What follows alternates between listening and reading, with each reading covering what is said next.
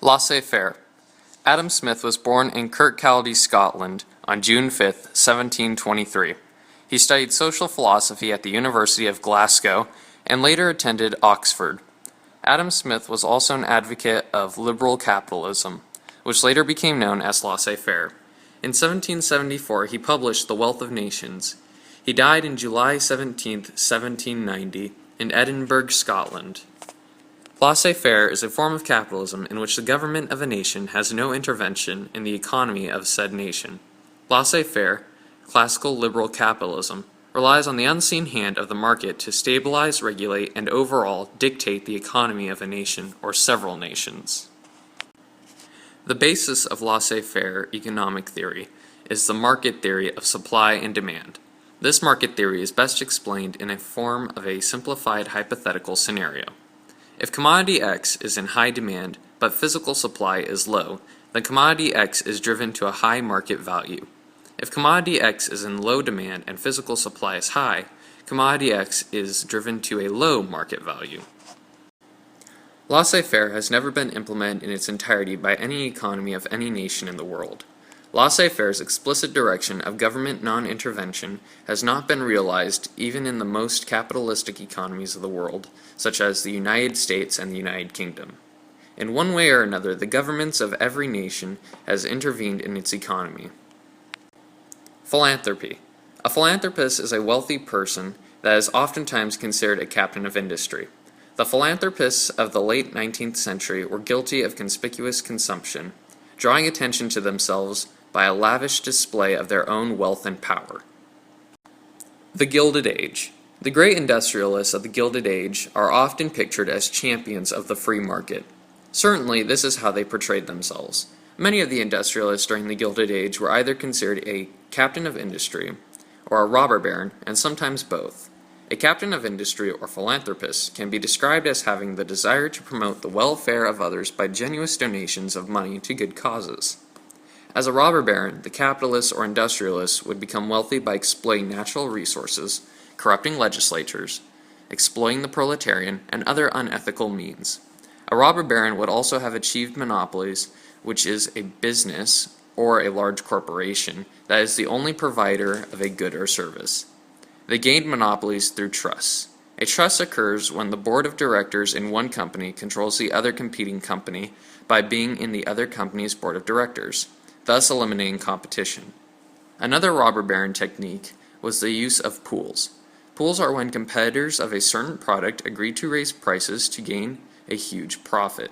Top industrialists during the Gilded Age were Andrew Carnegie, John D. Rockefeller, J.P. Morgan, Jay Gould, and Henry Ford. Captain of industry or robber baron? Andrew Carnegie, born in Scotland, was an industrialist who made his fortune in the steel industry and then became a major philanthropist. Carnegie worked in Pittsburgh as a factory boy before becoming superintendent of the Pennsylvania Railroad in 1859. While working for the railroad, he invested in iron and oil companies and made his first fortune by the time he was in his early 30s. He then entered the steel business, and over the next 20 years, he became a dominant force in the industry. Carnegie wrote The Gospel of Wealth, in which Carnegie expressed his and every wealthy man's duty to give back to the community. In 1901, he sold Carnegie Steel to J.P. Morgan, a prominent banker, for $480 million. Carnegie then devoted himself to philanthropy, eventually giving away more than $350 million in charity. J. Pierpont Morgan, the banker's banker, was born on April 17, 1837.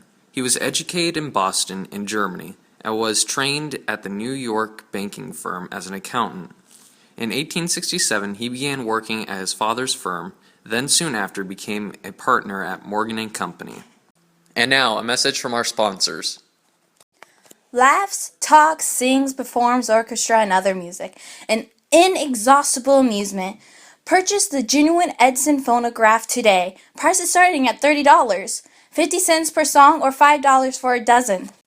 Give Edson what he wants and have a phonograph in every American home. Why not enjoy the wonder in the age? Join in making music by purchasing the genuine Edison phonograph today. In 1895, his company was recognized as J.P. Morgan and Company and became one of the largest banking houses. J.P. Morgan was both a robber baron and a captain of industry.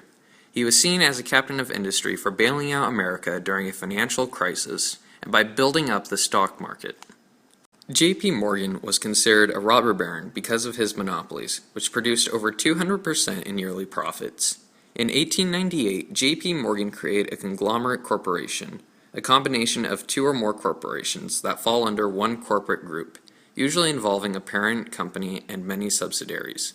By combining his railroad corporation with Carnegie Steel, J.P. Morgan also created a holding company by owning the majority stock in a large number of corporations.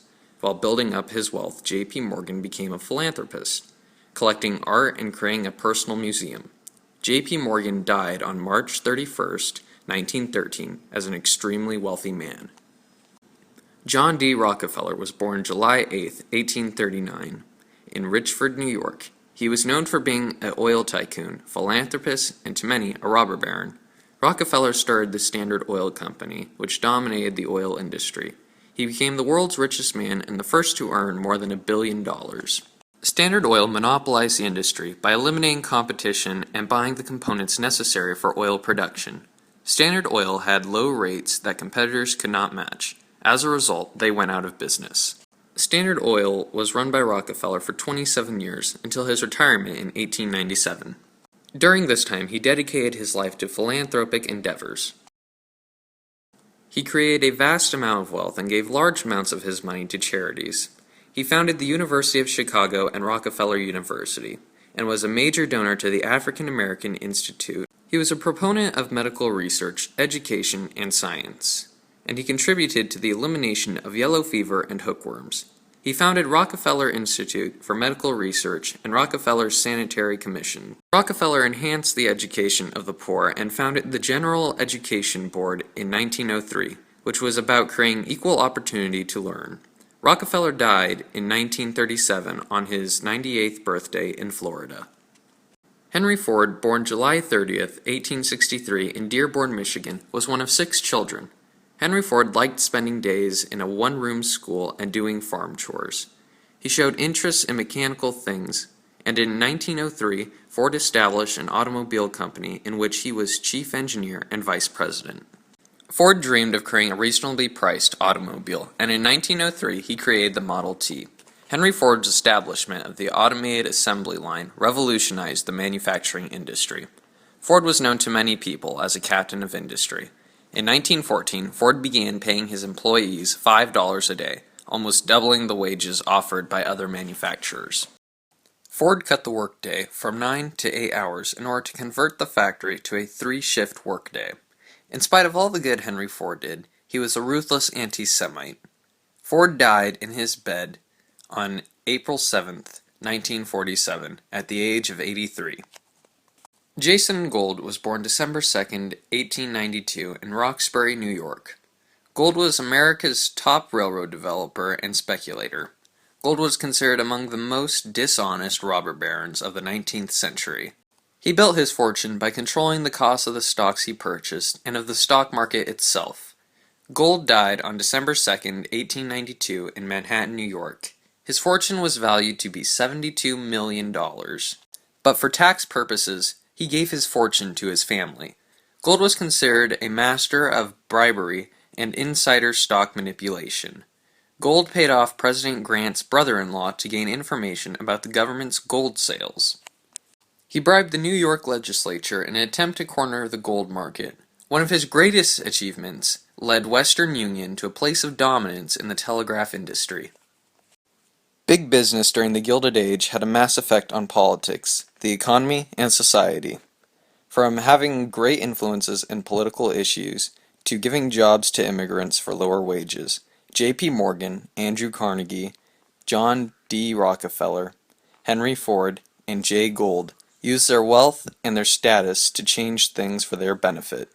Yet, it was entirely on you to decide if these men are robber barons or captains of industry.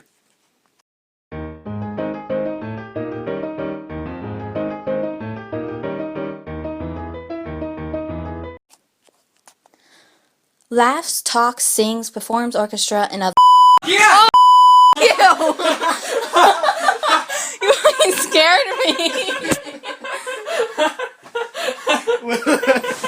This doesn't do it. Laughs, talks, sings, performs orchestral and other music, and inexhaustible amusement. Purchase the genuine Edson pornograph today. Damn. That's a good. Economy of said nation. Laissez-faire, capital. Damn it, who's in here? He created numerous amounts.